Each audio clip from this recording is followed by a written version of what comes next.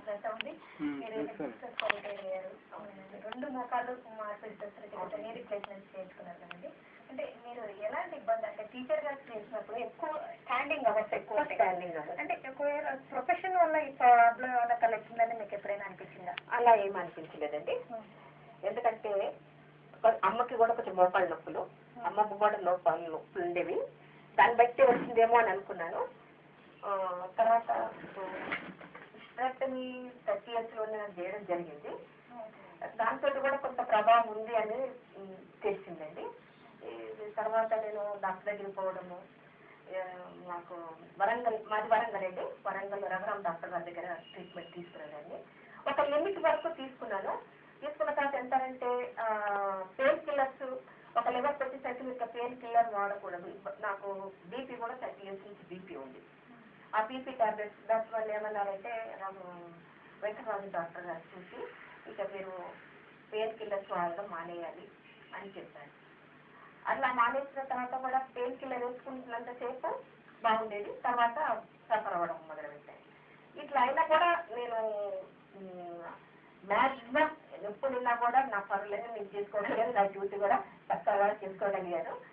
ఇక అలా రిటైర్మెంట్ వరకు కూడా అలానే ఉన్నట్టు. ఆఫ్టర్ రిటైర్మెంట్ తర్వాతనే అసలు స్కూల్కి పోయి రావడం వరకు నాకు మోకాళ్ళ నొప్పి గుర్తుకు రాకపోయేది, కానీ ఇంటికి వచ్చిన తర్వాత మాత్రం నేను ఫీల్ అయ్యాను. రిటైర్ అయ్యాక కొంచెం విశ్రాంతి టైం ఎక్కువ ఉండేదంటే మీకు అరవై వాళ్ళకి లేకపోయేసరికి కూడా వచ్చి కూర్చొని ఉండడం, ఎంత చేసినా కూడా ఆ డ్యూటీ అది ఆ లెవెల్ ఉండదు కాబట్టి సరే ముఖ్యంగా పిల్లలు కూడా కొంచెం అమ్మ విశ్రాంతి వరకు అంటే దాదాపు 20 ఏళ్ల దాకా మీరు ఇబ్బంది పడ్డారు. 20 ఏళ్ళ వరకు ఇబ్బంది పడ్డారు.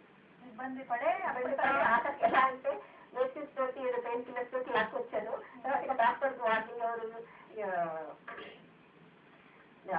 అంటే సుమతి గారు చెప్తున్నట్టుగా అంటే మదర్కి ఉంది, అమ్మమ్మకి ఉన్నాయి అంటున్నారు, గ్రాండ్ మదర్కి ఉంది, సఫర్ అయ్యారు, అందుకని నాకు వచ్చిందేమో అంటారు. అంటే వృత్తిపరమైన కారణాలు ఎక్కువ ఉండొచ్చా, వంశపారంపర్యమైన కారణాలు ఎక్కువ ఉండొచ్చు? అంటే కొంతమంది ఎక్కువ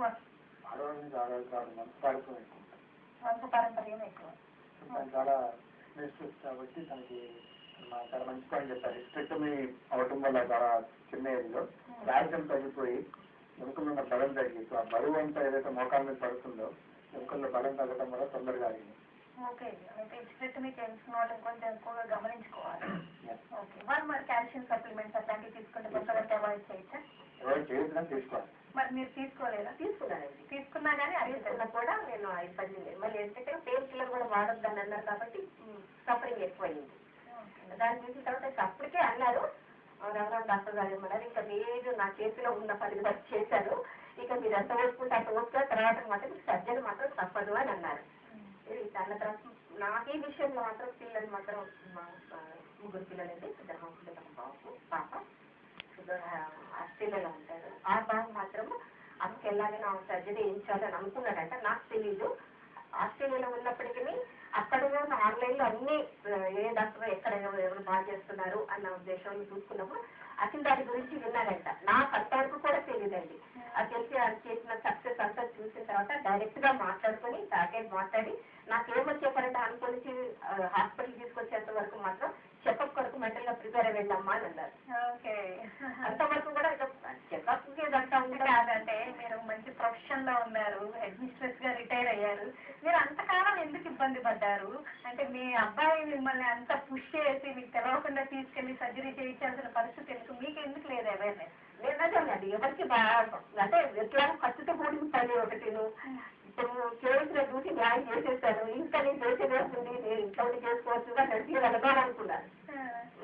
కానీ ఇక పిల్లలు ఇంతవరకు చేసిన తర్వాత అనుకున్న తర్వాత కనీసం నాకు ఆపరేషన్ ఎవరు చెప్తే అవకాశం కూడా లేకుండా చేస్తారన్నమాట. నేను హాస్పిటల్కి వచ్చిన తర్వాత నాకు ఇప్పుడు ఆపరేషన్ ఉందని చెప్తే అందరూ అదే మీకు ఒక మాట కూడా చెప్పకుండా ఆపరేషన్కి ఎట్లా వెళ్ళారు అని అట్లా జరిగిందండి. తర్వాత రైట్ ని చేయించుకున్నారు, ముందు రైట్ చేయించుకున్నానండి. ఆపరేషన్ ఎక్స్రే చూసి అసలు మీరు ఎలా నడుచుకుంటూ వచ్చారు ఇక్కడ అని డాక్టర్ ఎక్స్రే చూసి అంత సివియర్ గా అయినా అసలు తీసుకొచ్చాను కానీ అవసరం లేదన్నారు. ఎంత నడుచుకుంటూ వచ్చారు అమ్మ, 2 చేసుకోవాల్సిన ఇప్పుడు చేయవలసిన పరిస్థితులు ఉన్నాయి అమ్మ కాళ్ళు, మరి ముందు ఏం చేసుకుంటారు మీరే చెప్పండి అన్నారు. రైట్ చేశాను. సెకండ్ డే అంటే నా ఆపరేషన్ అయింది, వచ్చిన తర్వాత సెకండ్ డేనా కూర్చోబెట్టారు. అంటే నేను అనుకున్నాను నా హెవీ పనిని బట్టి నేను త్వరగా కూడుకోగలనా, నడవగలనా, డిపెండ్ కావాల్సి వస్తుందేమో చాలా ఫీల్ అయ్యానండి. ఎవరి పనులు వాళ్ళకున్నాయి. బిడ్డ వచ్చిందండి నాకైతే, చిన్నప్పటి ఇక్కడే ఉంటారు.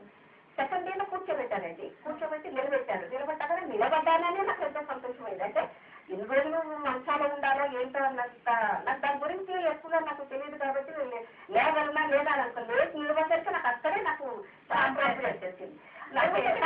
రైట్ ని చేయించుకున్నారు కదండి, లెఫ్ట్ ని మళ్ళీ ఎప్పుడు చేయించుకున్నారు? లెఫ్ట్ ని మళ్ళీ 7 months కండి, మొన్న మార్చ్ 21st రైట్ చేసుకున్నానండి. అక్టోబర్ 20th ఇది చేసుకున్నాను. ఓకే, ఇట్లా 2 నీస్ అరుగుదలకు గురైనప్పుడు 2 ఒకటేసారి చేయడం అనేది ఉంటుందండి, ఇట్లా గ్యాప్ తీసుకునే చేయాలా? చాలా మంది 2 ఒకేసారి చేస్తాం. దాదాపు చాలా మంది కానీ 2 ఒకేసారి చేస్తాం. 2 ఆల్మోస్ట్ అంతే అరిగిపోయి ఉంటాయి. ఆ మందితో నడవటం కష్టం.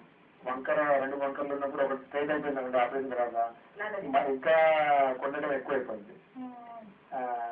సో 2 ఒకేసారి చాలా మంది చేస్తాం. కానీ చేసే ముందు వాళ్ళ ధైర్యాన్ని బట్టి, వాళ్ళ హార్ట్ సిచ్యువేషన్ ని బట్టి, ఈ ఆపరేషన్ అన్నిటికీ హార్ట్ కండిషన్ ఇంపార్టెంట్. ఎందుకంటే ఇవి ఎలక్టివ్ సర్జరీ కదండి. అంటే చేయకపోతే నడవకుండా ఉంటారు కానీ ఏం ప్రాణానికి ఏం అవ్వదు. అలాంటప్పుడు అందరి పేషెంట్లు చాలా జాగ్రత్తగా హార్ట్ బాగుంది విధంగా ఆపరేషన్ తట్టుకుంటారు. అంటే 40 రోజులు మా మదర్ చేస్తే అన్ని జాగ్రత్తలు తీసుకొని చేస్తామంటే ప్రతి పేషెంట్ చేయాల్సిందే నీ రీప్లేస్మెంట్. చేయకపోయినా కూడా ఏం అవ్వదు. అంటే ఇక్కడ చాలా సెన్సిటివ్ ఇష్యూస్, ఎలాంటి డెలికేట్ ఇష్యూస్ ఎలాంటి అబ్జర్వ్ చేసుకుని అప్పుడు దాకా బాగా అరుగుదలకి గురైపోతాయి. మీరు ఇంప్లాంట్ వేస్తారు, ఇంకొక కాలుతో పోలిస్తే ఈ కాలు తేడా రావడం కానీ నడక తేడా రావడం ఇలాంటివి ఉండవు. ఎలాగైనా బెటర్ అవుతారు. ఎందుకంటే చాలా వర్క్ చేసి మనం తీసుకున్నాం. పూర్తిగా అరిగిపోయిన టైర్ని మార్చాం కాబట్టి కారణం వచ్చింది అన్నట్టుగా బాగా ప్రాబ్లం ఉన్న వాళ్ళకి చేస్తేనే వాళ్ళకి అన్ని తెలిసి. ఓకే, అంటే చిన్న చిన్న తేడాలు రావడం, చిన్న చిన్న నొప్పులు కొంతమందికి నెలలో వెళ్ళిపోతాయి. వీళ్ళందరూ కూడా చిన్న చిన్న నొప్పి 2-3 నెలలు ఉంటుంది. అయితే ఆ పెద్ద నొప్పులకి పోలిస్తే కాదు. ఇంకో కాలు కొంచెం చెప్పినట్టు వంకర ఉండటం వల్ల ఆ కాలు కొంచెం హైట్ డిఫరెన్స్ ఉండటం వల్ల నడిచారు. సో ఇప్పుడు 2 కాలు చేసిన తర్వాత 2 సమానం అయిపోయింది. ఓకే, 2 అరుగుదలకు గురైనప్పుడు 2 చేయించుకున్నప్పుడే కంఫర్టబుల్ గా నడవగలుగుతారు.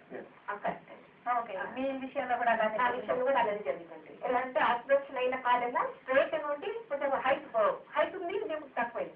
నడుస్తుంటే ఏమవుతుందనంటే లింపింగ్, ఈ సైడ్ ఈ కాల్ స్ట్రైట్ చక్కగా హైట్ వచ్చింది, ఇది కొంచెం తక్కువ ఉంది. అప్పుడు డాక్టర్ గారు నడితే మీరు 2కు సెట్ అయ్యేది కనీసం 1 inch చూసిన తర్వాత ఆ విధంగా బాగు మన స్టార్ట్ చేశారు. ఒకవేళ పొరపాట్లు వేసుకోబోసరికి తప్పకుండా వంగినప్పుడు మళ్ళీ బ్యాక్ పెయిన్ వచ్చేది.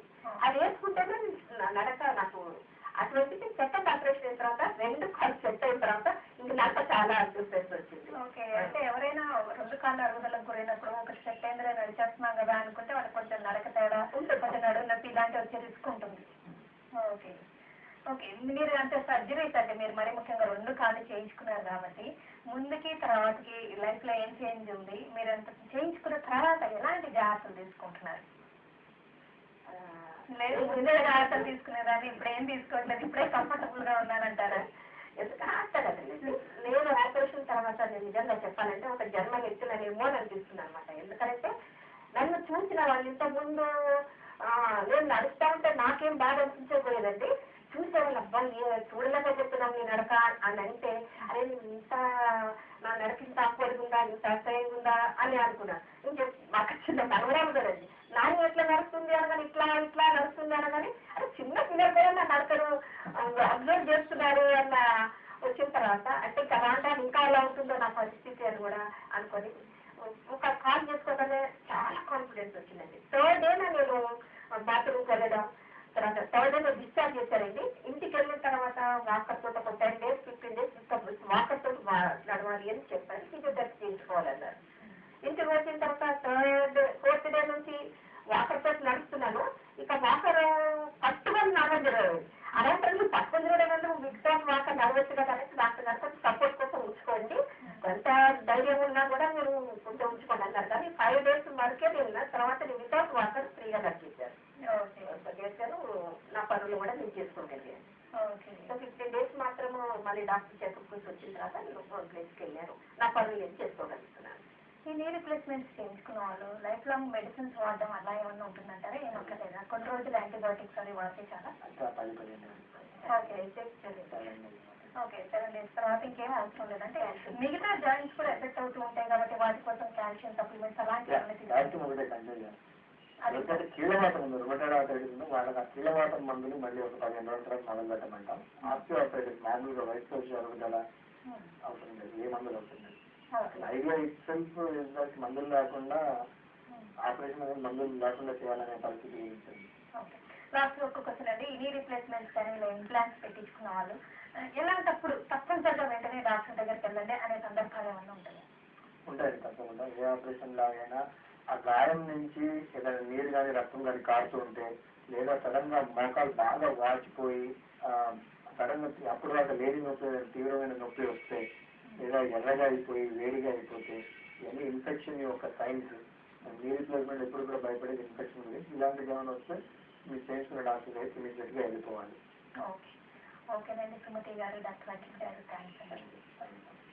స్త్రీలు కీళ్ళ అరుగుదలతోటి మోకాళ్ళ నొప్పులతోటి బాధపడుతున్నప్పుడు ఇంట్లో వాళ్ళకి ఇబ్బంది అవుతుందేమోనని వాళ్ళు ఇబ్బంది పడి చాలా సంవత్సరాలు అలా డ్రాగాన్ చేయకుండా కీళ్ళ అరుగుదలకి మోకాలు మార్పిడి శస్త్రచికిత్స అవసరం అన్నప్పుడు వెంటనే చేయించుకుంటే చాలా మంచిదని, దీనివల్ల వాళ్ళు బాగా నడవగలగడమే కాకుండా వాళ్ళు కంఫర్టబుల్ లైఫ్ లీడ్ చేస్తూ ఇంట్లో వాళ్ళకి కూడా కంఫర్ట్ ఇచ్చిన వాళ్ళు అవుతారని. అంతేకాకుండా హిస్టరెక్టమీ చేయించుకున్న స్త్రీలు మాత్రం తప్పనిసరిగా కాల్షియం సప్లిమెంట్స్ అవి వాడుతూ వాళ్ళకి కీళ్ళ అరుగుదల త్వరగా గురయ్యే అవకాశం ఉంటుంది కాబట్టి ముందు నుంచే జాగ్రత్తలు తీసుకుంటే చాలా మంచిదని. Sunshine hospital joint replacement surgeon Akhil దాడి గారు వాళ్ళ అనుభవాలు పంచుకోవడానికి సుమతి గారు, సరోజన్ దేవి గారు మనతో వచ్చి వివరాలను తెలియజేశారు. ఇది వాళ్ళ సంజీవని కార్యక్రమం. మరో టాపిక్తో మళ్ళీ కలుద్దాం.